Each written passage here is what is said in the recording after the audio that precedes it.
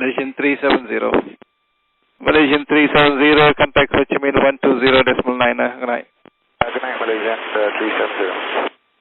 Breaking news tonight, a Malaysia Airlines flight with 239 people on board, including 4 Americans, has gone missing.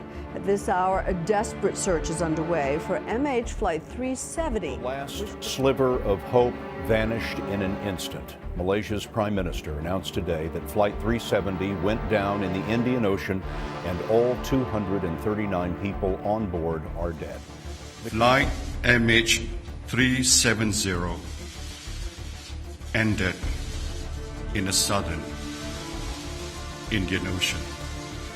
So on this day, 10 years ago, on March 8, 2014, we have witnessed one of the biggest and most mysterious disappearances in aviation history, which is the disappearance of Malaysia Airlines Flight MH370. As of now, there have been multiple questions being raised from aviation experts around the world on what have caused this unexpected disappearance of Flight MH370. But as of now, there have been 2 supported theories. I repeat, there are 2 supported theories which may have been caused this unexpected disappearance. One may possibly be a deliberate attempt by one of the pilots, or maybe the hijacking. But still, with the discovery of the debris found near to the coast of Reunion Island and even in Madagascar, specifically with the discovery of the flaperons of the 777-200ER and also the engine cowling of Rolls-Royce engine. So it's still unknown what really have caused the unexpected incident of Malaysia Airlines Flight MH370. So without further ado, let's get a deep dive into what actually happened to Malaysia Airlines Flight MH370. So let's get started right away. Alright guys, so right on your screen is the Malaysia Airlines Flight MH370's Boeing 777-200ER, registered as 9 Mike Romeo Oscar. So this airframe is over 11.5 years old and its MSN serial number is 28420. And its first flight took place on 11th May 2002. So this aircraft is powered by Rolls-Royce Trent 800 engines, which has a thrust range between 71,000 to 81,000 pounds of force. But if you compare this with the familiar GE90 engines equipped on Boeing 777-300ERs, it has a very maximum range of 81,000 to 115,000 pounds of thrust. So it is by far, compared to Trent 800 engines, it is on the lesser side, but it will be suitable specifically for the shorter variant like the Boeing 777-200ER series with the Rolls-Royce Trent 800. Right. Now coming to the cockpit view of the Boeing 777-200ER. Remember guys, this is the actual picture of the Malaysia Airlines Boeing 777-200ER. As you can clearly see the registration number as 9 Mike Romeo Oscar. Alright, so immediately what you will notice is that its avionics, it looks very user-friendly, and also we can easily operate as well. So specifically, we can familiarly recognize with the gyrometer and also with the navigation display unit from the captain side, and then on the center console you do have a dedicated engine status, and most importantly you do have a flight control status as well, which includes TCAS. So if you may not know what TCAS is, so TCAS is nothing but a traffic collision avoid system. So it is a very core part for every airplane to be operated with this system. So its importance is it helps to prevent any mid-air collision from an incoming aircraft flying at a designated altitude which is same as what you're flying in. Right. So you do have 2 options that most of the pilots would prefer. Either you want to listen with the ATC commands, either you want to climb or descend, or you want to listen with the TCAS controls by giving very accurate readings where the incoming aircraft shows. most of the pilots sometimes relies on TCAS instruments rather than the ATC commands, but it depends on any circumstances whether to listen on the ATC commands or TCAS system, specifically when there's an incoming aircraft approaching on your flight path. So that depends on that. All right, so this is about that. And on your right side here is the landing gear lever right here. Then you have again the same display here. Also you can customize it. Want to go with the navigation settings or gyrometer again. So it's a digital display after all, right? So now coming to this panel, well, I recognize the most here is the autopilot switch on both sides. Then you have the auto throttle button. Once you switch on here, you can set up with the auto throttle at a designated speed. And then you have an option to disengage the autopilot. And then you have the LNAV switches also. Once you designate the waypoints, the plane will fly through that designated waypoints via GPS. And then you have a heading settings you have with the dedicated switch, and then also you have a vertical speed switch with respect to the designated altitude where you want to fly. Like if you want to fly at 35,000 feet at 2,000 feet per minute or 1,500 feet per minute, so it depends. And then you have the altitude hold switch with respect to the designated altitude. Then coming to the bottom center panel of the 777 is this. This is familiar. So this is the throttle controls. You have the speed brake lever, pitch trim, and you have a flap settings with a maximum angle of 30 degrees.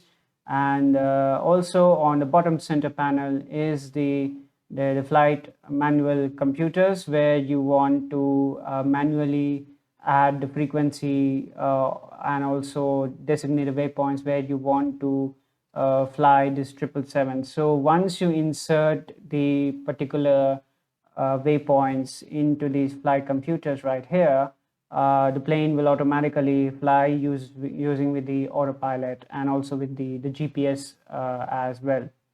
So this looks very user-friendly, and let me tell you, Boeing 777 has been the most brand valued and most favorable airplane to be ever manufactured by Boeing, and its safety record also been very impressive specific to this brand.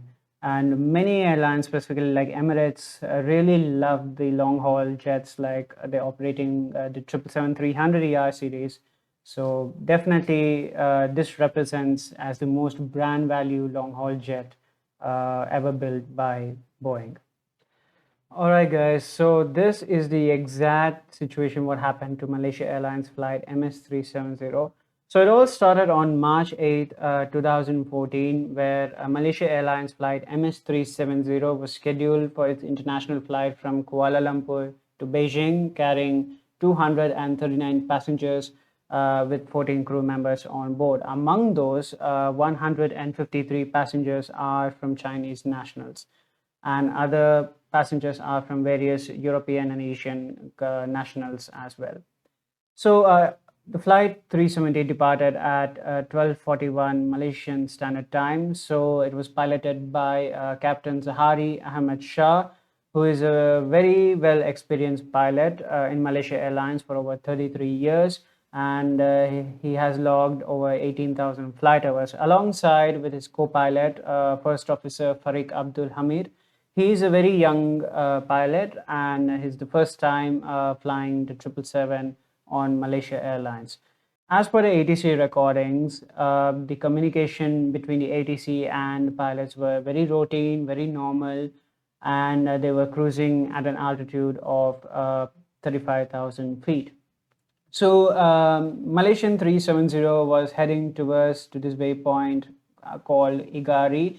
So this waypoint Igari is situated between the Malaysian airspace and Vietnamese airspace, as you can see right here on the top right side of the screen. So as MH370 reached the Igari point, the Kuala Lumpur Tower contacts Malaysian 370 pilots to change the frequency to 120.9, and their last conversation was recorded as "All right and good night, Malaysian 370."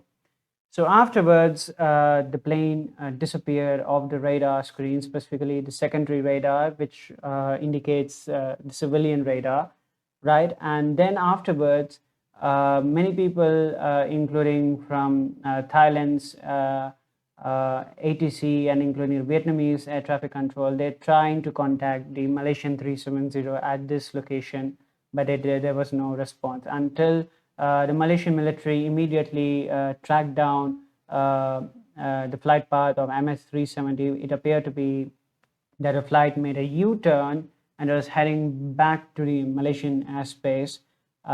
So this is where the line indicates that the Malaysian military radars have tracked down, and right on the left side is the Indonesian airspace right here. Immediately once the plane crosses towards to the Andaman Sea, the Malaysian military radar lost contact with the plane. So afterwards, it was unknown at the moment until they discovered by Inmarsat 3, which is a geostationary satellite, where they used this device called ACARS. So it's also known as Air Communication and Address Reporting System. So here what happens is it detects the performance of the aircraft and also detects how much fuel the plane is carrying through. So the Inmarsat 3 detected the flight path of 370, taking a U-turn again and heading towards to the southern Indian Ocean. As you can see, this arc indicates it's the southern corridor. But many people, many aviation experts thought that the plane was headed towards to the northern corridor, which later confirmed to be as the plane took 180-degree turn and headed to the south corridor. So it was flying continuously for 6 more hours until the Inmarsat detected its final ping signals tentatively near to the southern arc of the Indian Ocean. So based on, as you can see here, with respect to the search zones, it is very near to the coast of Australia. The nearest is the Perth. So they deployed a multinational search crew, specifically from navies, from Australian Navy, Chinese Navy, and also there are other multinational Asian countries also participated with the most massive search they have ever been conducted in aviation history, with over 100,000 square miles throughout the southern Indian Ocean. So based on these dates of these search areas, well, there have been some of the pictures with the aerial reconnaissance. They thought to be some unidentified object, but they thought to be one of the debris of MH370, but still they couldn't find the debris at all. And including back in 2018, Ocean Infinity, one of the expeditionary group, also participated on the search, but their search operation failed as they were unable to find the debris of MH370. But years on, as of now in 2024, there have been discoveries of the debris scattered around the coast of Reunion Island and also at the coast of Madagascar. So most of the debris were identified to be as the engine cowling of Rolls-Royce Trent 800 and also the flaperon of Boeing 777-200.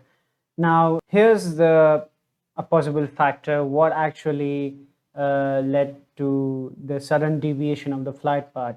So many aviation experts were still theoretically thinking that this could be a deliberate attempt made by the captain Zahari Ahmed Shah, or maybe the possibility of a hijacking, as Malaysian police later discovered on the passenger crew list that there were 2 passengers who illegally boarded the plane So there could be a possibility of the hijacking. But another situation that Malaysian police seized the flight simulator which belongs to Zahari Ahmad Shah.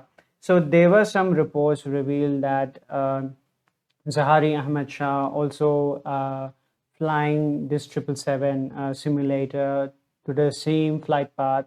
So, but still, it is still not known yet who is responsible with the sudden deviation. But as of now, these two theories still remains as of now. And over 10 years, the mystery continues. But even though with a small debris, we cannot say how the plane crashed or did the plane ditched into the sea.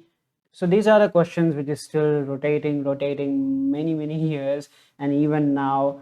But as we mark today with 10th anniversary of the mysterious disappearance of MH370, Ocean Infinity once again came to another approach with the Malaysian government to restart its operations, to restart its search operations of Malaysia Airlines Flight 370 in hopes for finding the main wreckage and most possibly the flight data recorders. Well, if you speak about the flight data recorders, I don't think so, because maybe how much data may survive even after 10 years is impossible.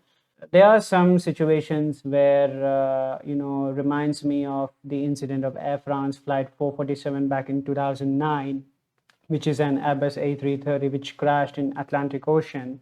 So, but in that case, they were able to identify the debris, but finding the main crash site took over 2 years. So that was really a baffling situation at that time. But this is even more serious situation, specifically finding the main wreckage of MH370. So another similar incident which could have been the possible factor of Malaysian Airlines Flight MH370's disappearance could be the case back on August 2005 with the incident of Helios Airways Flight 522 flying from Larnaca from Cyprus to Prague, Czech Republic.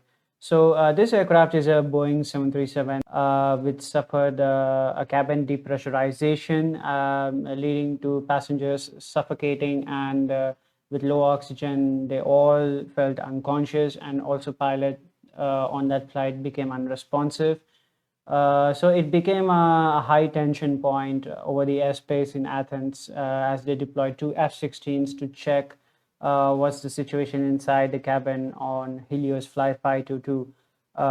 When they later noticed one of the flight crew using the oxygen cylinders managed to get inside the cockpit, tried to maintain communication with the Greek Air Force F-16 pilots, but the communication unfortunately failed and led to the crash, killing all passengers on board. So based on that investigation, it was later covered that there were been cabin depressurization problems on the 737, and including there was a maintenance failure also, where the crew forgot to change the pressurization settings from manual to automatic.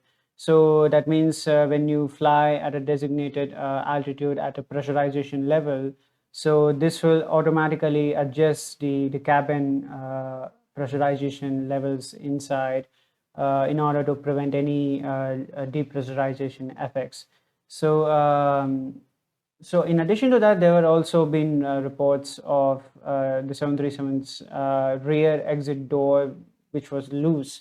According to Greek investigators, what they have found, that could also be a possible factor of the cabin depressurization issue. Most of the aviation experts also thought this could be a possible factor, but that is a very minimal. But like I said, these are the two major factors: either a deliberation by the pilot or a hijacking is still looming around, specifically from all aviation experts around the world in this context.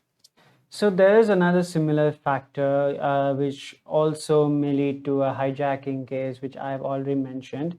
This dates back in 1996, where Ethiopian Airlines Flight 961, which is a Boeing 767, flying from Addis Ababa, where there were 3 Ethiopian passengers who attempted to hijack the plane and then forced their pilots to fly towards Australia.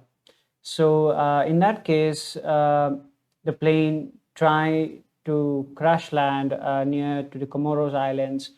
Video, as you can see on your screen, is that moment where the plane actually crashed deliberately, sadly killing the pilots and also the 100 passengers who were on board that incident, including the hijackers was also killed on the spot.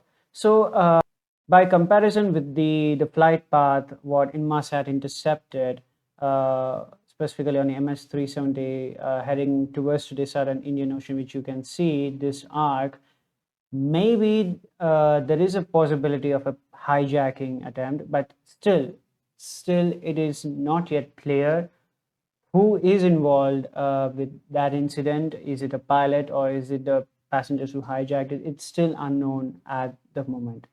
So until then, they have to find the wreckage to get all answers.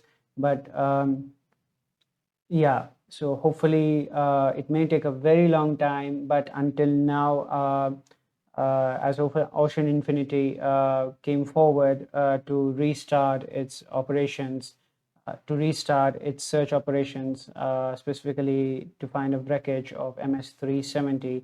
As the relatives, they're desperately trying to find answers over 10 years now, and they still don't know what happened to their loved ones. So it's very hard, and well, obviously today is absolutely a very emotional moment to all those passengers, specifically to the relatives who deeply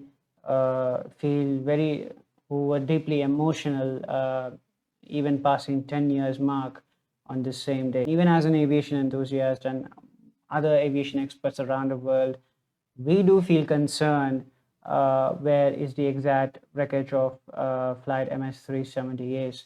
So we hopefully see what Ocean Infinity would do, specifically with their dedicated autonomous subs with their sonar equipped, traveling towards to this exact location where the search party already been organized back in 2018, the same location where could be the possible wreckage of MH370 is.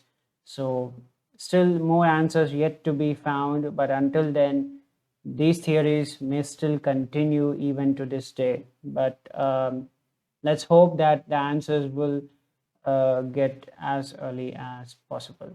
So to conclude this video, I would like to pay my heartfelt condolences to the relatives of their loved ones who desperately trying to get their answers where the plane is, and we as an aviation fans also expecting the same response from the search and rescue team to find the wreckage as early as possible, and hopefully we may find the mysteries of what actually happened to flight MH370. All right, so thank you so much for watching this video. So if you have your personal views on MH370, you can ping it in the comment section below, and please do like and subscribe to my channel. So until then guys, fast flights and soft landings to you.